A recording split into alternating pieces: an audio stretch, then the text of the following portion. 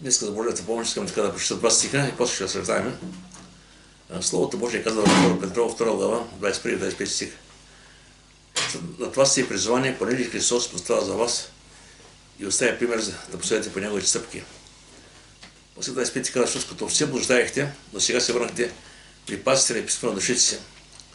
Сега темата ми днес ще бъде Господ Исус е нашия пример за живота ни, като отношение, поведение, цел, посока. Както примерно говорихме в такъв непреден разговор, християнството не е само да четем Словото Божие, не само да го знаем, това е добре, но и да го живеем. Това е истинско християнство. Това е отношение както към Бога, така и към хората, към света, така и към вярващи и невярващи. Сега, важно е за нас да разберем, че когато дойдем при Бога, вече ние имаме привилегията да речем Божии деца. В Йоанна 1:20 казва така, а на ние, които го приеха, Бог даде право да се рекат Божии чада. И после Петър продължава тук, 2 Петрова 9 си казва така, вие обаче сте избран род, царско свещенство, свят народ, люди, които Бог придоби, за да възвестява превъзходство на този, който ви призовава от тъмната своята човек светлина. Тук в началото може да говорим, става дума за Израел, но по-късно разбирам, че тук става дума и за църквата. Значи, в началото Стария Завет Бог избрави народ Израел. Те бяха негов народ. Но сега се виждаме, че вече Словото Божие казва, че вече негови са всички, които вярват в Него. Всеки един, който повярва в Христос и го приеме, става част от Него. Защото вече Словото Божие казва така, който се съединява с Христос, става един дух с Него. Това е нещо, няма как да го преосмислим по човек. Как му навиш едно с святия Бог? Да, ставаш едно. Когато приемеш Господа, когато прежда в Него, и Словото Божие казва така, но който се съединява с Господа е един дух с Него. Колко уникално това.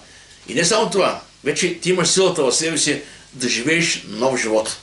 Самия апостол Павел ми се казва така, с ума си знам кое е добро, ама плътта ме тегна към греха. Сега, ако човек само знае за Господа, а не се новороди, не се покае, не приеме Христос, той ще знае как да живее, обаче няма да успява да се справя сам. Разликата е там, че когато човек вярва в Господа, когато се покае, когато го приеме и каза Господи, научи ме да те бъда верен, да разбирам Твоето Слово и да го живее и да го практикувам. И ако вземете по отношение, тук се говори за християнския характер. Галатяни 5 глава, 20 стих, има 9 плода на духа. Любов, радост, мир, кротост, благост, верност, милосърдие, синовзнание, дълготърпение. Това са 9 плода на духа. Това са отношенията, които Бог тази в сърцата ни. Това е нашия характер. И този наш характер това става видим. Той е вътре в нас, но той става видим именно чрез хубавата, която имаме. Вижте, не е пазо Словото Божие каза, Йоанна 30 така, по-даже познаваш, че си мои ученици, ако имате любов помежду си. Любовта не е само думи, любовта е видима. Сега любовта този свят, двама човека се харесват, обичат да се създават семейство. Това е този свят, но любовта към Бога тя е видима. Тя се изразява чрез грижата, чрез милостта, която покажеш към другите хора. Когато се интересуваш как е брата, как стата, към доброто, което се върши на тази земя. Това всичко покажа Божията любов.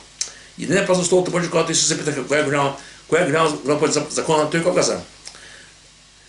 Матея 22 глава там пише, най-голяма заповед е да възлюбиш Господа своя Бог. Цяло сърце, всичкия си ум и цялата сила и всичките си воля. Виждаме, че всичко се държи. И второ подобно не е да възлюбиш ближен като себе си. Това е много важно. И Словото Божие каже, вижте, искам да ви кажа, ако няма любов в взаимоотношенията ни, остава на мъртва религия. Да, ще видим много. Фарисиите, те си бяха религиозни хора. Знаеха писанията, знаеха много неща. Рибарите не знаеха нищо, обаче познаха Христос. Когато човек познава Господа, Господ му дава това, което му е необходимо. Така че не трябва да се впечатляваме кой колко знае, колко умен, колко не толкова умен. Въпросът е да приемеш Христос и да бъдеш верен. Това е което е важно, верността. И когато се покаяваш, имаш стъпка в стъпка, Бог ще даде силата. А относно примерно за говори за света за страха. Словото Божие казва, че Бог не дал дух не на страх, а на сила, любов и себевладение. Значи сега дума, имаш сила за нов живот, любов, да обичаш братите, да обичаш Бога, себевладение, да почваш да някакси да озаптява човек себе си, да въздържа себе си от много неща. Нещата, които не са добри, да ги оставиш. Ще дай ни пример сега, има един вярващ, Августин Блажени. Този човек имал такъв сърце, това е истина. той обичал така много да прелюбодейства. И ходил с много жени. И когато перва Господа и чувал това вълна, че това е прелюбодейство, не е добре, ще го да пада. И той казал: Господи, аз искам да се променя, аз не мога, но сам не мога. И така Бог му дава силата наистина да вземе решение на себе си, наистина вече да живее порядъчен живот. И веднъж върви по улиците и вижда, усеща една своя бивша приятелка, с която е имал по-близки отношения. И той се обръща и започва да бяга назад. Бяга буквално. И тя огонна каза зад него: Августин, аз съм Мери. Тя го стига. И обаче каза: не ме ли позна? Нека аз се познах, ти си Мери, но аз вече не съм аз. Разбира се, това е много важно. Важно е човек да каже: опа, стоп, до тук. Стоп, да спре. Защото ще казва, защо имал един християнин, който не знаеш какво е правил. Той е обичал много често да върши нечистоплътни работи, обичал да ходи на самата. И казал така: Господи, помогни ми да се откаже, аз ще отидам срещу там, нека тя да не дори. Обаче винаги, когато отшъл, тя винаги била там. Това не е начина. Начинът е да вземеш решение ти. Кажеш: Господи, помогни ми, това, което не е добро, това, което наистина ти не охресваш, и аз го намразя. Християнството е борба, разберете ме. Словото Божие каза: тези, които се насилят, те грабят Божие царство. Това не е само да отидем при Дедо Мраз: Боже, сега искаме, че не много често нашето християнство си само там да искаме. Бог иска тебе. Бог иска да се посветиш, да се покаеш, да оставиш старите неща и започне нов живот в него. Вижте, апостолите, рибарите, оставяха рибата, оставяха най-големи урожай, най-големи бизнес, ако вземеш така сегашно време. Тръгна след Христос. Матей имаше бирник, банкер, остави всичко тръгна.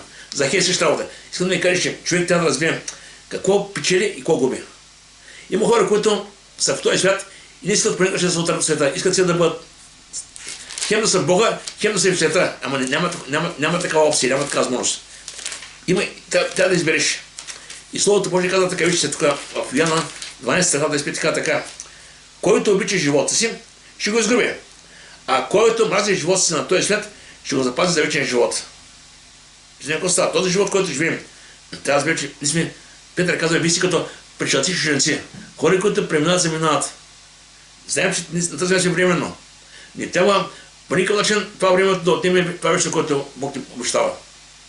И човека винаги има една борба. Да избере това, което вижда, и да вярва това, което не вижда. Това е реалността. И много пъти хората искат да кажат: докато не ми не искам, едва не няма да вярвам. Знаете ли, Марта и Мария пред гроба на Лазар, тогава Исус отиде там и каза на сите: ако повярваш, ще видиш Божията слава. Значи първо е вярата и после всичко останало.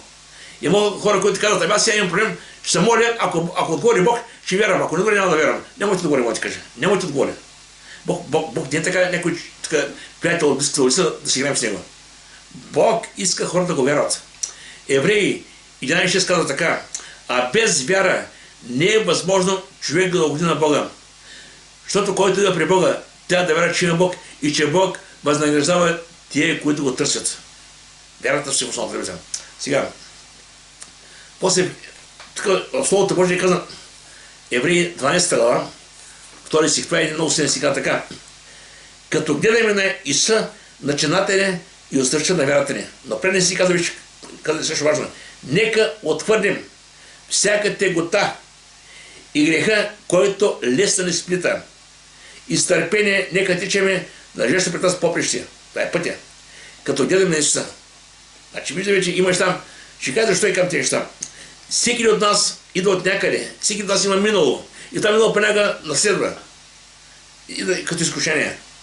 Обаче от нас зависи това минало дали ще го погребим или ще го скъсим. А кажеш: Господи, помогни ми това минало да остане в миналото. Но има хора, които приемат Христа и продължават да живеят миналото. И в един той просто агонизира. Той не знае къде е. Уж ще вярваш, уж ходи на църква, уж се моля, ама също време с двата крака греха. Това е страшна работа. Това е агония. Сега, човек винаги стои между света и Христос. Когато говорим за Христос, имам пред неговото учение. Сега Исус Христос преди 2000 години беше тази земя плът. Тогава хората го гледаха, виждаха го, чуваха Словото. И тогава имаш които да го вярват, които да не вярват. И днес така. Обаче днес не виждаме никакво плът. Ще е там в небето. Той е навсякъде. Той е с нас, до нас. Но въпрос е, плътски не го виждаме, но в духа ние сме с него. Едно в него. След друго, Словото Божие каже, когато човек казва, наистина за Христос, трябва да следва учението му. Словото. И това слово, което четем, значи отношението към това слово показва какво е нашето отношение към Бога. Много хора казват, няма време да чета Словото Божие. Няма време за време. Когато нямаш време за молитва, нямаш време за Слово Божие, как мислиш, че Бог има време за тебе? Помисли малко. Как да стане? Значи, че своето отношение към молитвата, към Словото, към общението, показваш реално какво е твоето отношение към Бога. Значи, Бог има време за тебе за всичко, а тя ще има за него един час. Екклесиаст 3 глава, първи стих така. Има време за всяко нещо и срок за всяка работа под небето. Сега дума, ако времето не ти стига, смени си приоритетите. Помисли кое е най-важното, кое може да отпадне, кое не трябва да пренебрегваш. Така че времето за Господа е най-важното време. И аз много пъти казвам, добре е така, всяка че 7 поне, 8 поне, да има часа за Господа. През деня всеки върши много неща.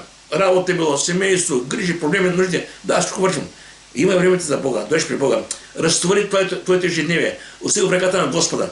В Словото Божие, в Матея 11 глава, 20 стиха така. Дойдете при мен всички вие отрудени и обременени, аз ще успокоя и ще имате покой на душите си. Много хора търсят спокойствие и покой в този свят. Няма да умрете. Този свят не може да е нещо, което ти притежава. Спокойствието, мира идва само от Бога. Римляни 5 казва така: и тъй, оправдани чрез вяра, имаме мир с Бога. Това е най-великото нещо, най-голямото благословение. Този велик Бог, създател на небето и земята, има мир с тебе, грешника, който до вчера си живял в този свят. Бог е милостив и всичко става на основание на Христовата жертва. Сега, Исус Христос, когато говори за примерни стъпки, тук Словото Божие казва така, в 2 Йоанна 9 стих. Никой, който върви напред и не пребъдва в Христовото учение, само дума пребъдвато е постоянство. Няма Бога. Този, който пребъдва в учението, той има и Отца и Сина. Този, който пребъдва в учението. Значи, четем Словото Божие, разсъждаваме, опитаме се да го живеем. Това е реалността. Там пише бъди добър. Ти кажеш, аз не мога да бъда добър. Как няма може да бъде добър? Там пише, покоряваш се. Словото Божие каза, с любов, нека да служим на другите. Да. Всичко, което го пишем, Бог дава сила да го вършим. Така че, стъпка по стъпка, Бог ще научи как да живеем с Него. Въпрос е човек да има сърцето си желание да следва Господа и да му се покорява. Сега, той поставя заради нас, това е много важно. Вижте, хората си казват какво толкова е един човек умрял на кръста. И преди Христос и след Христос имаш хора, които умираха на кръста. Но всеки умираше за своите грехове. Двамата разбойници, когато бяха на кръста около Христос, казаха така. Началото и дед ходиха Господа, казаха, ако си Господ с тебе спаси и нас. И днес светна и каза, чакай. Ние с тебе трябва да върнем тук, сме лоши хора. И присъпли сме. А той е Господ. И му каза, Господи, спомни за мен, когато дойдеш в си. Той се покая. Последния ден живота си. И той му каза, истина ти казвам, днес ще бъдеш с мен в рая. Край. А другият беше там до него, той не се покая и отиде в ада. Това е реалността, разберете ме. Сега има учения, които казват, има някакъв чистилище, едва ли сега, живееш както живееш, като умреш, там има чистилище и там вече Бог ще такова. Ще се рвака, ако мога така, да ти отпадне греховете и после ще в рая. Няма такова никъде в Библията. Има го, някои църкви го говорят. Обаче това няма в Библията никъде. Няма такова нещо. Помните богаташ и Лазар. Богаташ е живееш за този свят. Ядени, пиени, купони, всеки на нови грехи. Разкошен живот. Така сега един бизнесмен, както е. Всичко живее. Ядени, пиени, той. Лазар, бедняк Лазар, беше беден, сиромах и беше и болен. А беше вярваш. И когато свършиха дите на домата, Словото Божие каза, и не беше в Аврамовото лоно, в рая, а други беше в ада. И тогава, когато беше в ада, каза, Аврам е изпратил Лазар да е малко вода. И тогава Аврам каза, не съжалявам, между нас и вас има бригада голяма, не мога да се случи нещо това. И тогава той каза, моите братя, няма кой да им каже, че съществува такова лошо място. И тогава Бог му каза, твоите братя имат закон, имат пророците. И днес така, вижте, когато човек падне задъка на другото място, вече може да се съжалява за много неща. Обаче сега вече няма време. Времето е днес и сега. Евреи казват така 3.15. Ако днес чуете гласа му, не закоравявайте сърца си. Днес, не утре, утре ден не е наш. Днес, и това да говоря сега. Сега може да е човек да се зададе въпроса. Приемам Христос. На къде вървя? Как да живея? Какво да очаквам? Това са много важни неща. Значи, ако си живял преди в грях, сега ще движиш друг живот. Как да се това? Сега, какво да очаквам? Очакваш Божията милост. Вижте сега, Йоанна 14 ще се казва така. Аз съм пътят. Аз съм истината. Аз съм и живота. И никой не дохожда при Отца, освен чрез мен. Значи човек, всяка религия може би говори хубави неща. Аз не познавам тези религии. Всяка религия има концепция за Бога. Всяка казва, че вярва в Бога. Обаче само един е този, който дойде от небето, проповяда, умря на кръста на Голгота и се възнесе. И гробът му е празен. Само Христос. Друга религия няма. И той е единственият път към вечния Бог. Да, всяка религия има говори за богове. Това са фалшиви богове. Има истински Бог. И той е чрез Христос сил до него. Сега, относно избора, вижте. Всеки един човек избира за себе си как да живее и на колко се покори. Това е твоят избор. Сега някой път казвам, аз съм роден в бедно семейство, аз съм роден така, баща ми бил средник, и майка ми била лека жена. Всеки може да кажа много неща. После тук сега, твоят избор какъв е? Сега, в Римляни 6:20 се казва така, защото заплата на греха е смърт, а Божия дар е вечен живот в Христос нашия Господ. А ако човек, идвайки при Господа, чуйки, че има спасение, че има вечен живот, и отхвърля този и казва, не, това не е за мене. Аз съм много грешен, аз не мога да се оправя сам. Добре, ела при Бога. Покай се, посилно Бог ще промени. Но другия вариант е, ако ти отхвърлиш всичко и прожи греха си. И Словото Божие казва, че инден ти ще получиш заплата на своя грех, смърт. Ще дам един пример сега, как човек цял месец работи и накрая се получава заплата, така ти си работил. А ако ти цял живот се учиш на грех, накрая заплата на грех, така е смърт.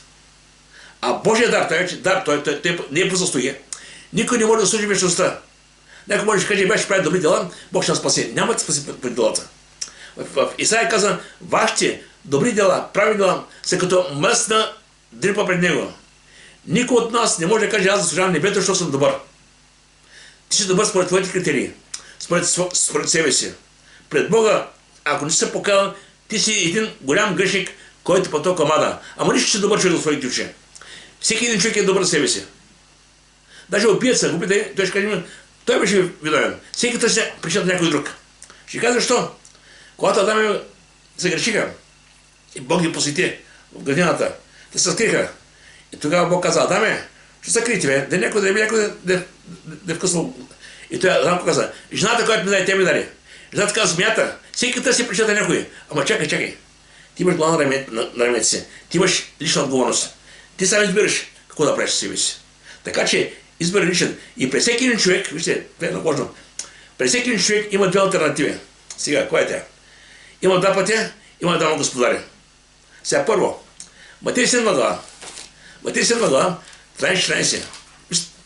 Когато е остава дума за вечността за небето, Исус Христос говори толкова ясно и разбираемо. Казва така, влезте през тясната порта, защото широка е порта и простроен е пътят, който води погибел. А мнозина са онези, които минават през тях. Значи, пътят, който води към ада е широк, хубав, красив, холосто, яш, пи, весели са. Това е пътя.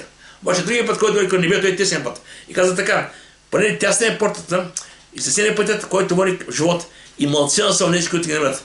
И едните хора, които живеят в холосто, в лук, търсят всичко да погиват. Това е истината. Но има алтернатива. Има тесен път. Има Христос. Има Спасител. Всеки може да каже, Боже, аз не разбирам всичко, но искам да при Тебе. Искам да те приема, искам да живея. В Второзаконие 20 така. Скритото принадлежи на Господ нашия Бог. А откритото принадлежи на нас. Аз не познавам човек, който знае всичко в цялата история. Няма как да знаеш. Но човек е тайно това, което е необходимо да знае. Няма как човек, който е ограничен във време пространство, да разбере неограничения Бог. Няма как да разбере всичко. Но Бог ти дал толкова, колкото е необходимо. Той е Твореца, Той е Създателя. А да се грешиха. Греха чрез всяка света. Бог даде закона да се озлати човечество. После даде Христос Спасителя. Той умря за греха. И всеки, който повярва, има вечен живот. Това е същността на всичко. Има много други неща, но те са вече второстепени в този свят. Така че, а относно това, какъв живот ще живееш, това е избора. В Евреи 12 казва така: не сте се още съпротивили борбата си против греха до кръв. Сега дума трябва да се съпротивам. Има неща, които си страснал. Има неща, които си вършил толкова много години, с които не можеш да ги усетиш веднъж. Има хора, които се отчаяват, точно преди това, че не могат да спрят веднъж. Вижте, не е задължително да спреш всичко. Просто моли се Бог да те даде ясна посока, ясно разбиране, че това, което вършиш, не е добро. Да може полека, стъпка по стъпка, едно по едно, да вземе на място.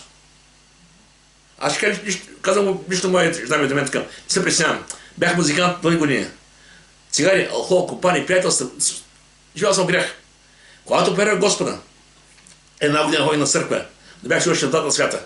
И на църква и престаните. Музикант. И не, когато чух една проповед чрез един пастор, Олян Миров, Янос Малова, и след така проповедта той каза така: бяхме 50 църква, над 50 човека може бяхме в пъртката. Сега Бог сърцето се очиства. Който има някакъв грях, почна цигари, алкохол, почна доста неща. Аз се видях в пустичко. Нека излиза тук. Отпред се молим. 10 човека излязаха отпред. И аз тази молитва казах така: Господи, аз не искам да бъда в ада. Аз живея грешен живот. Не искам да проживя този живот. Искам да бъда спасен. Аз сам не мога. И знаете какво стана? Последствие, с тази молитва, минаха няколко месеца.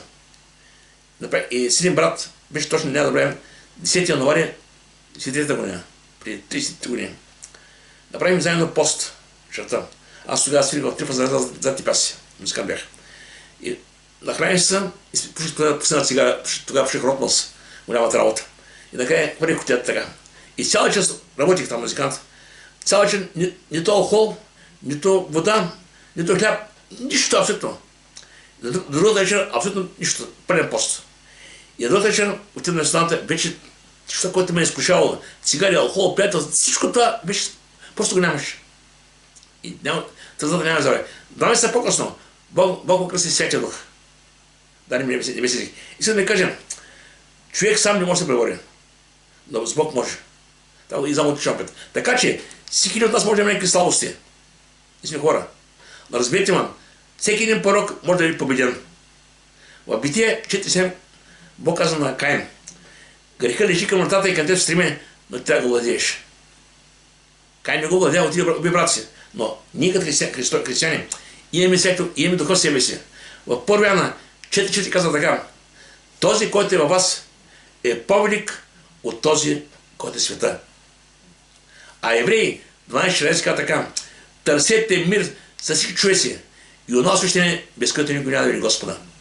Значи, ако няма радикална промяна на нашия живот, няма ли стъпка напред, къде ще им? Не оставим там, където си мили. Вършим си старите неща, слушаме Словото Божие, полека са в ума ни Словото е харесване, а обаче ние продължаваме стария живот. Тогава кажете ми какво става с нас. Разберете ме, не дайте да оставям миналото да влиза в вашето ежедневие и бъдеще. Миналото трябва да остане миналото. Словото Божие каза, християните трябва да живеят нов живот. А нови живот става именно когато тръгнем след Христос. Сега казахме 2 пътя. Нещо, което друго ще също е важно. Има 2 господари. Това са реалности, разберете ме. Много пъти говорим Бог. Добре, не вярваме Бог Господа. Но има и дявол. И той реално както и Бог е жив, така и дявола. В Йоанна 10:10 Исус казва така: крадеца идва да открадне, да заколи и да погуби. А аз дойдох да имате живот и то изобилен. Значи и не идва да убие, да те открадне, а други да те даде спокойствие и мир. От тебе зависи кого избираш. И няма как да вършиш с двамата, разберете ме. И Словото Божие казва така: никой не може да се го на двама господари. Защото ще мрази единия, а ще обикне другия.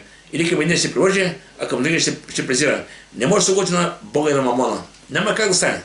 Сега.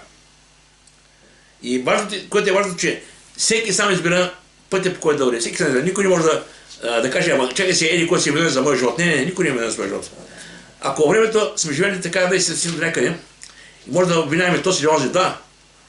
Може да някой да е бил виновен на нашия живот за това, което сме този час. Но тръгли се на Христа вече, ние имаме тази привилегията, да речем Божи деца. И като Божи деца вече ние имаме силата от Бога. Ние вече трябва да вземем правилните решения. Ако някъде не разбираме, нека се молим. Дето става старото да влиза в новото, разбирате ме. Няма как да вървите неща. В Словото Божие апостол Павел казва така, Римляни 6:16. Не знаете, че комуто предават себе си, като послушно суди се на онзи, комуто се покорявате. Било на греха, който кара смърт, и на послушанието, което кара живот и правда. Виждаме, когато става дума вечността, Словото е радикално, пълен контраст, тъмно и светло, черно и бело. Няма как да бъде, няма преливане въобще. Така че, сигурно да си бил някъде във времето, но когато приемем Господ, вече тръгнем по нов живот.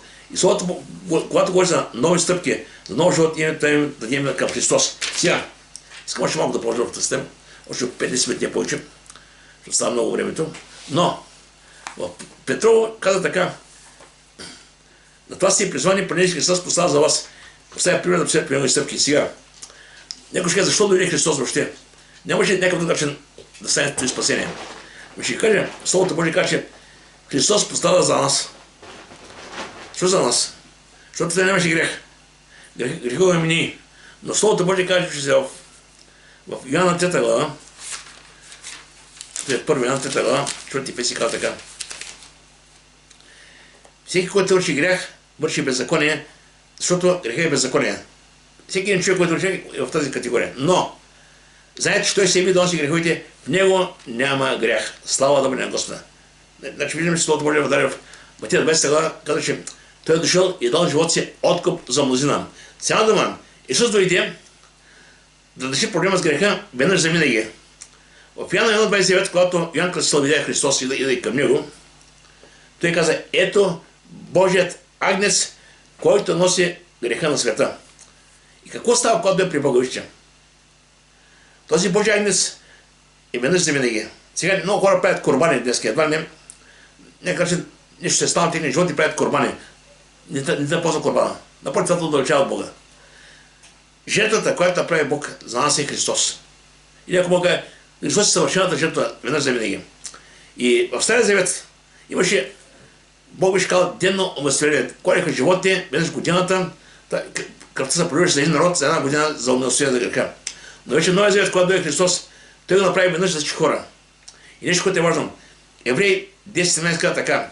И греховете, и беззаконията ви няма да помня за винаги. Край. Не, че Бог ти може да помни. Бог не иска да има работа с грехите. Бог иска да има работа с тебе, с новото съзнание. Във 2 Коринтияни 5:17 казва така. Ако е някой Христос, той е ново създание. Следното премина е всичко става ново.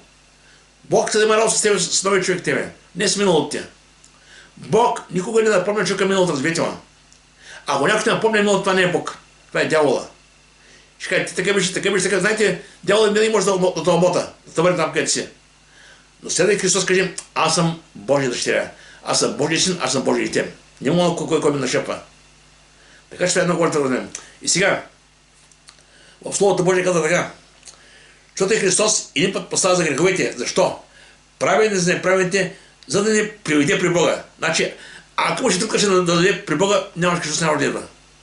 Това е единствен начин, с който човек може да е при Бога. Само чрез Христос.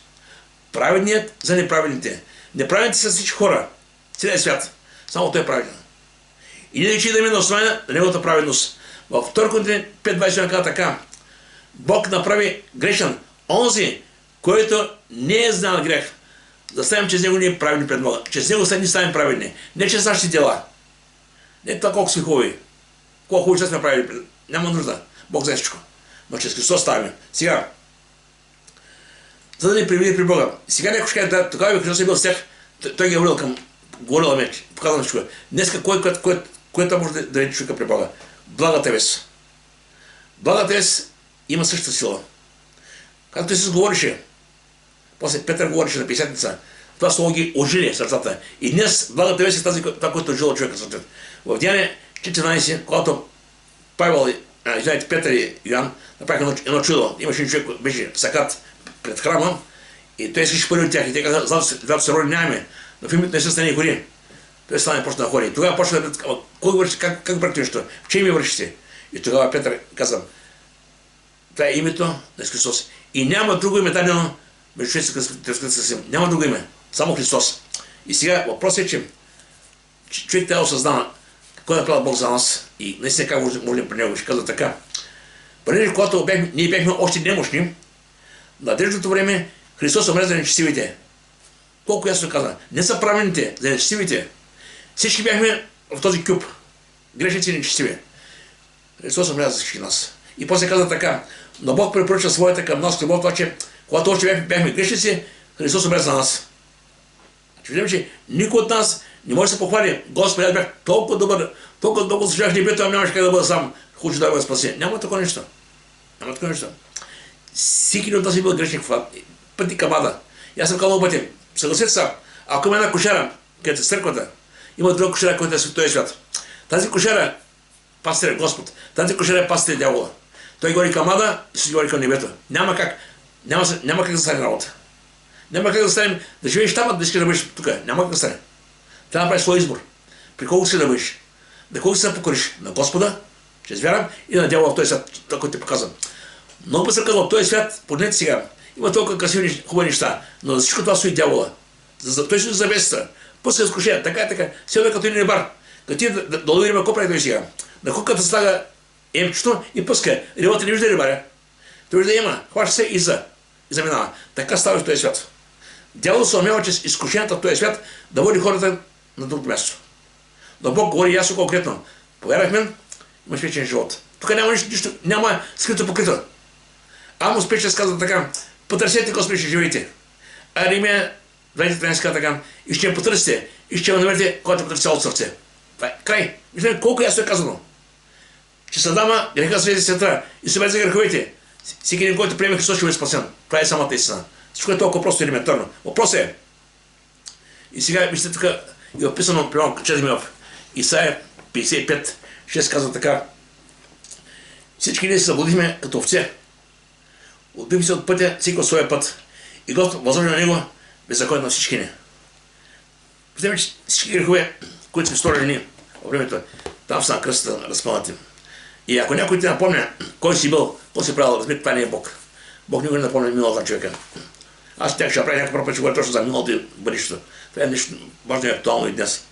И има един въпрос, на който всеки може да отговори. Къде бях преди? Къде съм сега? И къде ще бъда напред? Това е силата. Там, къде си бил преди, той че няма сила в този живот. Не се връщай там. Там, ако ти ще видиш пак там, къде си бил. Сега басваш миналото. Бог поръга не бива. Зато и Словото Божие каза, ако днес чуете гласа му, не се връщай назад. Не се връщай сърцето си. Сега, ще в Коринтяни 15 глава, тук има един много хубав стих, който каза така, описва състоянието на хората, които не познават Господа, каза така. Ако мъртвите не се разкъсяват, нека идем и пием, защото ще умрем. Да, ако няма вече живот, я ще пи, живей си живота, кажеш, това е живота. Така мислят хората. Те не разбират, че има нещо, което е по-важно, по-силно. Обаче, сега идва един въпрос. Защо хората в този свят, които нямат надежда за нещо, се примиряват с това, което следва? Сега тук живее точно една улица ме отдели от гробища. И живота тук е на две места. Отсаме живота, там е гробища. И сега всеки вижда как всеки някой уведат към гробища. Но всеки си като това не касае мене. Така е, че един си като наш ще премени тази улица. Въпросът е каква е надежда, като преминеш там нататък. И аз много път съм бил поканен така, в кавички, да порием мъртвите. Така съм пастир. И това е винаги мястото, на което могат да говоря открито на хората за благовестието, да им кажа какво са живота им. Защото много от тези хора, на които говоря, те може би на църква няма да дойдат никога. Но това е място, когато те ще чуят, че живота не завършва там. Обяснявам, че Бог е този, който направил всичко видимо и невидимо. Бог е написал на човека преди който изма да живее. Но има нещо, което е по-важно, по-ценно. Че душата на човека е безсмъртна. Има един, който преди 2000 години умря на кръста на Голгота и който го приеме, ще живее. И ако човек си отива от земя, без него отива в ада, ако ти с него отива в рая. Това е истината. Да, понякога може би е радикално, но истината хората трябва да я знаят. Защото противно ще човек взе една мъка да каже, нещо ще има там, нещо ще има след това. Да, но това нещо е страшно. Ако не си бил Христос, това нещо, което предстои е страшно. Някой път каза, умрял от Равоса. От какво са тръгвал? Къде е отишъл? Знаете ли? От какво са тръгвал? Така че трябва да им ясно разбиране. И тук Словото Божие каза така. Но ако благовестието, което проповядваме, е покрито, то е покрит за те, които погиват. Благата вест тези хора не могат да се знаят. За тези невярващи, чието ум Богът на този свет е засипил, да не ги оздари светлината, основното благовестие на Христа, който е образ на Бога. За жалост, когато човек живее в този свят, този свят му е напълно доволен, сакчен. Ти говори, той не те чува. Той не осъзнава това, което му говориш. Аз казвам, ежедневно, излизам навън, като отивам тук, едно магазин, ще сядам там, минават различни хора, идват там, сядат и говорим си, много хора им говорят за верата. Уважават ме, това, че съм пастир, говоря Божие Слово. Обаче, след 5 минути, това, което съм казал, той е забравено. И пак тих ти история, пак почват. Разбираш, че това, което ти говориш, той не усил сърцето на човека. И той го прави дявола. Дявола прави така, взема семето. Важно е да се замолим за хората, които ще говорим. Да ги прибъдаме, не се представяме. Това, че днес не е станало, утре продължим. Така че това е важно. И Словото Божие каза, но се върнахте, така вече най-важният стих, но се върнахте при пастира и така е много, то си много син, който завърша. Защото като все блуждаехте, но сега се върнахте при пастира и писано да учите. Как се връща човек? Това е важно да говорим. Как се връща човек при Бога? Сега при малко света правихме молитва на покаяние. И това е най-важното нещо в живота на човека. Покаянието. Всичко друго, вижте, човек може на тази земя да пропусне много неща. Обаче това нещо не трябва да пропуска. Това е момента, в който се срещаш с Господа и кажеш, Господи, аз осъзнавам, че имам нужда от Тебе. Елат моят живот. Приеми ме. Прости ми греховете. И в него ме стане нещо радикално. Словото Божие каза в Лука 15 глава. Цялото небе се радва, когато е на се кае. С цялото небе, разбирате, колко е важно нещо. И тук сега Езекиел каза така. Нима благоволя, аз смъртта нечестивия, казва Господ Йehova. А не в това, да се отвърне от пътя си и да живее. Значи Бог не благоволи смъртта на никого. Някой път казваме, ами никой сте лош човек. Чекай. Лоши хора няма. Лоши господари. Аз съм виждал хора, които са били клошари, наркомани, проститутки, всеки. Как видим, когато вярват Господ се връщат. Това го прави Бог. Сам човек не може да се промени. Но Бог го прави това нещо. Вижте, тук Словото Божие така. Покайте се и се отвърнете от всички престъпления. Отрете от себе си всички престъпления, с които сте се грешили. Защото да умрете. Понеже аз не благоля, смъртта на този, който ми казва Господ. Затова обърнете се и живейте. Тук друго казвам, обърнете се. Има това покаянието. Сега дума, ако до вчера си ходил по един път, това е бил твоят път на твоите навици, твоите грехове, твоите изкушения, твоите слабости. Да, този път може само ти да го знаеш. Никой не те знае, но Бог го знае. Бог казва, обърни се. Обръщаш гръб на греха и започваш нов живот с Господа. Чти Словото Божие, кажи, Боже, научи ме да живее праведен живот. Да не върша това, което ти не удовлетворяваш. И стъпка в стъпка ще видиш как Бог се почва да ни говори. Какво да променя? Сам не може да промени човек. Но това става от Бога. Така че покаянието е най-важната точка в човешкия живот. Нищо, което не трябва да пропуска. Така че нека Бог да нам благослови, да я дава така мъдрост и сила, да продължаваме в този път, не се отказваме. Ще кажа защо. Винаги ще има хора, които ще кажат, бе, какво ще вярваш? Аз виж колко хубаво си живеем преди. Кой трябва на църквата, кой трябва да слуша там някой пастор и някой проповедник. И аз да карам. Винаги ще има такива хора. Но ти, когато приемеш Господа, казваш, не, край. Искам да ви кажа, че благата вест може да върви с много хора, но никой не се раздели с Христос.